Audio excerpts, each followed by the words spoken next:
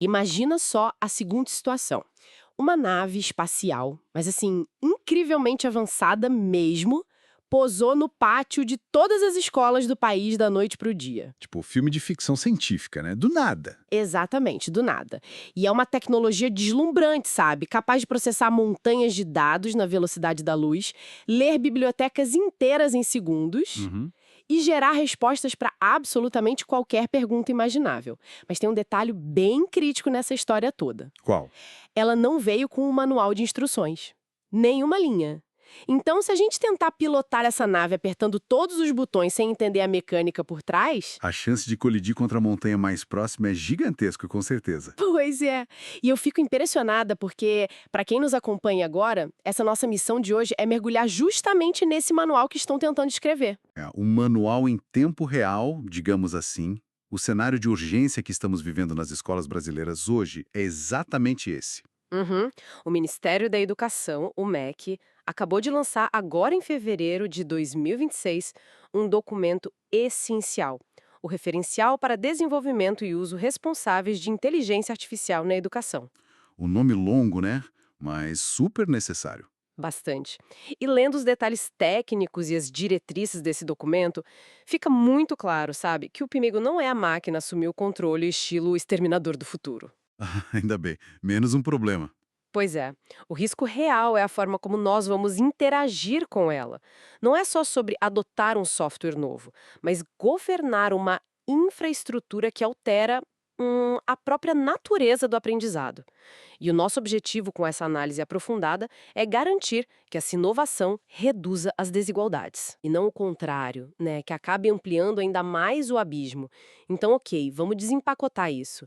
Porque quem está escutando a gente agora deveria se importar com isso. Essa é pergunta de ouro. É que a maneira como o Brasil decide ensinar com IA hoje, tipo agora mesmo, vai moldar o mercado de trabalho de amanhã. Com certeza, a capacidade crítica, o tecido social. Exato. Essencial para quem lida com treinamentos corporativos, pesquisa acadêmica ou até por pura curiosidade sobre o futuro da nossa sociedade. E para a gente começar a entender o peso desse referencial, a gente precisa definir o que é essa tecnologia. Porque o texto do MEC faz uma distinção muito cirúrgica, sabe? É, não coloca tudo no mesmo balaio. Exato. Eles separam a IA preditiva da IA generativa. Isso é o alicerce de toda a política pública que eles estão desenhando. Tá, e qual é a principal diferença prática aí? Bom, a IA preditiva é basicamente estatística clássica, só que aplicada em altíssima velocidade. O mecanismo dela é olhar para o passado. Entendi. Analisar o que já aconteceu. Isso. Num sistema escolar, ela cruza dados estruturados, tipo notas, faltas, histórico de retenção, e a partir daí ela cria um modelo de risco. Então, ela pode avisar, digamos, que um estudante específico tem lá seus 80% de chance de abandonar a escola. Perfeito. É uma ferramenta de triagem para intervenção humana. O problema, ou melhor, a revolução, vem com a inteligência artificial generativa. Ah, os famosos grandes modelos de linguagem, né? Isso mesmo. A mecânica da IA generativa altera o jogo porque introduz um nível de imprevisibilidade enorme. O algoritmo não entende significados. Ele não tem moralidade. É só reconhecimento de padrão matemático gigante. Exatamente. Ele opera identificando qual é o próximo passo estatisticamente mais provável. Olha, eu tenho uma analogia que eu adoro usar para isso. É como se a IA generativa fosse aquele autocompletar do teclado do celular, sabe? Só que um autocompletar que tomou esteroides. Essa definição é muito boa. Pois é, ela prevê a próxima palavra de um jeito brilhante. Escreve textos maravilhosos, mas ela não sabe o que está dizendo. Não tem consciência nenhuma ali. E é por isso que o documento bate tanto na tecla da governança. O ecossistema educacional não pode atribuir à máquina uma autoridade que ela não tem. Tá, mas entendido o que é a ferramenta, a questão passa a ser outra. O que essa tecnologia promete resolver de prático nas escolas? Porque o documento foca em oportunidades imensas. Ah, sim. A principal delas é usar a IA como um apoio direto ao trabalho docente. Liberar o professor daquela burocracia infinita, né? Exato. Automatizar tarefas chatas, gerar rascunhos de planejamento de aulas. A ideia é liberar o tempo do professor para o que realmente importa, que é a interação humana. E tem também a questão da personalização, né? Os sistemas tutoriais inteligentes que o texto menciona. Nossa, sim! E um foco incrível em acessibilidade, ferramentas de conversão de texto em voz, legendagem em tempo real. Traduções até para línguas indígenas e comunidades tradicionais? Eu achei isso fascinante. É um potencial gigantesco. Mas Opa, lá vem. Aqui é onde fica realmente interessante, porque eu preciso fazer o papel de advogada do diabo agora. vai em frente. Qual é a fratura que você está vendo aí? Olha, reduzir burocracia e ajudar a planejar a aula é lindo, mas isso não é o primeiro passo disfarçado para substituir o professor por um robô? A longo prazo, digo. É um medo super válido e muita gente compartilha dele. Mas, sendo bem fiel aos dados da fonte, o documento do MEC é categórico nisso. Eles exigem o que chamam de supervisão humana significativa. Tá, mas o que isso significa na prática? Significa que a IA é estritamente uma assistente. Ela não é a professora. O texto proíbe, por exemplo, que decisões de alto impacto sobre o estudante sejam delegadas integralmente a um algoritmo. Entendi. Então o professor não pode simplesmente mandar a IA dar a nota final de todo mundo e tomar um café. De jeito nenhum. A palavra final, a mediação socioemocional, a interpretação do contexto daquele aluno, tudo isso continua sendo uma atribuição exclusivamente humana. Uhum. E isso nos leva para um ponto crucial. Se essa IA vai ser essa mega assistente de confiança, a gente precisa confiar nela, certo? Com certeza. Sem confiança, o sistema colapsa. Só que o referencial alerta para umas coisas bem assustadoras escondidas sobre o capô dessa tecnologia, principalmente o desafio da transparência. Ah, o famoso problema da caixa preta. Isso, é bizarro pensar que muitas vezes nem os próprios criadores do algoritmo sabem exatamente como ele chegou a uma determinada conclusão. O que é fascinante e, ao mesmo tempo, aterrorizante aqui é entender a mecânica da caixa preta. No aprendizado profundo, as conexões são tão labirínticas que rastrear o motivo de uma resposta é quase impossível. E num cenário de educação onde decisões mudam o futuro de uma criança, não poder explicar o porquê de algo é inaceitável, né? Totalmente inaceitável. E piora quando a gente entra na questão crítica do viés. Nossa, sim, o viés importado. Exato. Esses modelos de IA são treinados massivamente com dados do norte global. O texto cita estatísticas alarmantes. Em certos modelos, mais de 90% dos dados de treinamento são puramente em inglês. Isso marginaliza completamente a nossa cultura, né? Apaga as nuances do português do Brasil, as realidades regionais. E reproduz estereótipos perigosíssimos de grupos minoritários, já que bebe de fontes que não entendem o nosso contexto histórico. Olha, é como se a gente contratasse um tutor genial, sabe? Aquele professor particular mais caro do mundo, só que ele viveu a vida inteira trancado num apartamento em Nova York e na Europa. Boa analogia. E aí a gente coloca ele para tentar contextualizar a realidade de um estudante numa escola lá no interior da Amazônia. Vai faltar repertório cultural demais. Vai faltar repertório e sobrar preconceito velado.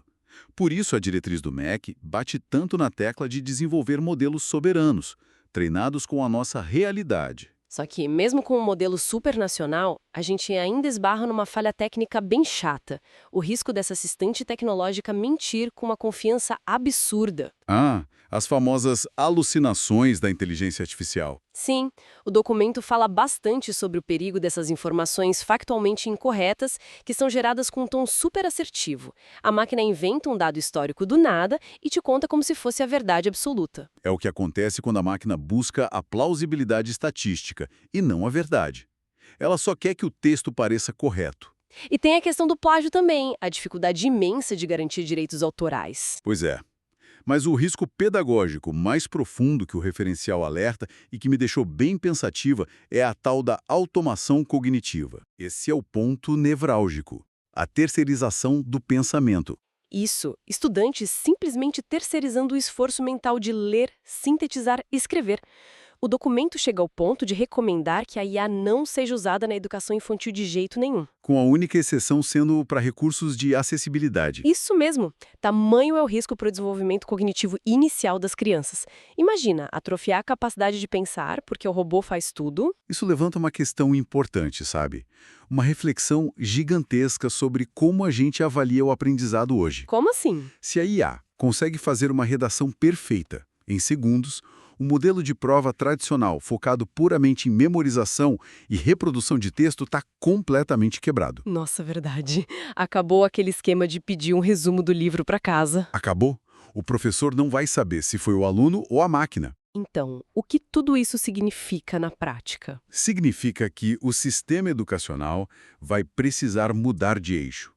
Vai precisar focar urgentemente no desenvolvimento de competências humanas que são insubstituíveis. Pensamento crítico, né? A capacidade de resolver problemas ambíguos. Exato. Formulação de perguntas, debate oral, avaliar o processo e não só o produto final entregue no papel. Só que falar de inovação pedagógica, pensamento crítico e assistentes superinteligentes é maravilhoso na teoria, mas a gente tem um choque de realidade bem forte nesse documento. A infraestrutura brasileira. A barreira física que o referencial escancara. É um balde de água fria, o abismo da desigualdade digital no Brasil. Os dados que o documento traz são gritantes, sabe? São números difíceis de digerir. A média nacional hoje é de 29 alunos para cada computador nas escolas. E quando a gente olha para a região norte, esse número sobe para 45 alunos disputando uma única máquina. É impraticável. E tem o fator da conexão também. Exato. Enquanto 96, 97% das classes A e B têm acesso tranquilo à internet, esse número despenca drasticamente nas classes D e E. Se conectarmos isso a um cenário mais amplo, a inserção rápida dessas plataformas baseadas em IA, sem antes resolver essa infraestrutura básica, não vai melhorar o país. Vai fazer o quê? Vai atuar como um acelerador de desigualdades. Vai beneficiar absurdamente quem já tem todos os privilégios e deixar o resto ainda mais para trás. É de cortar o coração. Porque é impossível falar de governança de dados e IA generativa de ponta se o teto da escola está pingando no caderno do aluno, sabe? Ou se não tem um menor sinal de Wi-Fi. É tentar construir o telhado antes de fazer a fundação da casa. O MEC reconhece isso e atrela o sucesso dessas diretrizes aos investimentos reais em conectividade. Bom, a gente já cobriu bastante terreno aqui. Para dar aquela resumida para quem acompanhou a gente até agora, a IA na educação brasileira não é uma pílula mágica, Definitivamente não. mas também não é um bicho-papão que vai destruir as escolas. É uma ferramenta probabilística poderosíssima. Que exige governança pesada, letramento digital em massa e infraestrutura real. Computador e internet, né? Isso. E, inevitavelmente, uma supervisão humana constante e atenta para proteger o nosso direito constitucional à educação de qualidade. Perfeito. E para fechar a nossa análise de hoje, eu queria deixar um pensamento provocativo, sabe? Uma reflexão para quem nos escuta levar para o resto do dia. Manda bala. Historicamente, a nossa escola sempre foi desenhada para premiar aquele estudante que tem todas as respostas corretas, né? Aquele que decora tudo. O famoso aluno nota 10. Esse mesmo. Mas, num mundo onde uma inteligência artificial no bolso de literalmente qualquer pessoa pode fornecer a resposta perfeita, estruturada e instantânea para quase tudo, O jogo muda completamente. muda demais. Talvez o verdadeiro valor da educação do futuro não esteja mais em saber responder. Talvez a grande marca de um estudante brilhante ou de um profissional excelente passe a ser exclusivamente a qualidade e a profundidade das perguntas que ele é capaz de fazer. Sem boas perguntas, a melhor IA do mundo não serve para nada. Excelente reflexão. É isso. Muito assunto para a gente continuar pensando. Agradeço a companhia de todo mundo e até a próxima análise.